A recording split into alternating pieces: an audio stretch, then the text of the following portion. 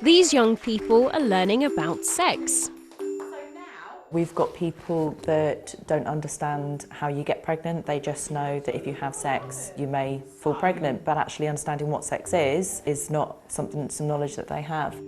The sex education classes for people with learning disabilities are being run by a community company in Portsmouth. A lot of people think sex education is just talking about sex. We start right down to what different body parts are called. People who are in their 30s that don't know the difference between male or female, or do not know why they menstruate each month. It's just they put a pad on, that's what they do. We are very keen on using the real names, because if someone says someone's touched my flower, actually could they be talking about a garden, or are they talking about a vagina? So it's about keeping people safe, keeping people free from abuse, and people finding out if something is happening. The programme is run by healthcare professionals and volunteers. This is a good opportunity, and you've got a good team around you to open up. Because it ain't the topic that you really want to talk about to your nan, your granddad, or like that, is it? Weekly classes also explore having healthy relationships physically and emotionally. College, they can only teach the bare minimum. The most thing they give you is a sperm key ring. But doing this, now I'm in a relationship, because I know what this is all about. People think because you're in a wheelchair you can't be in a relationship, or because you've got a disability. But there's programmes out there that prove that wrong.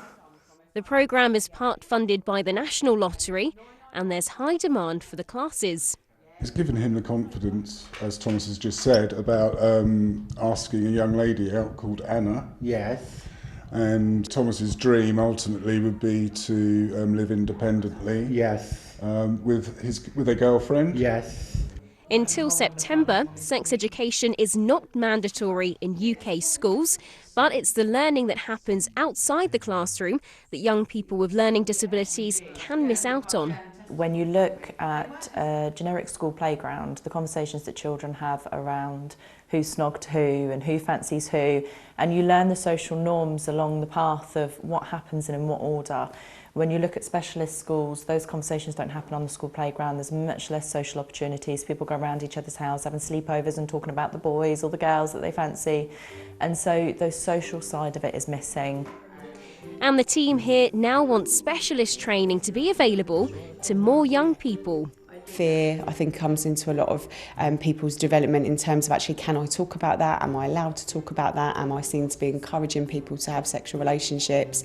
And actually what we know with people with learning disabilities, especially if they're adults, they have to make those choices for themselves, but they need that education there to begin with in order to do that. So, how are the students finding it? By saying just thumbs up.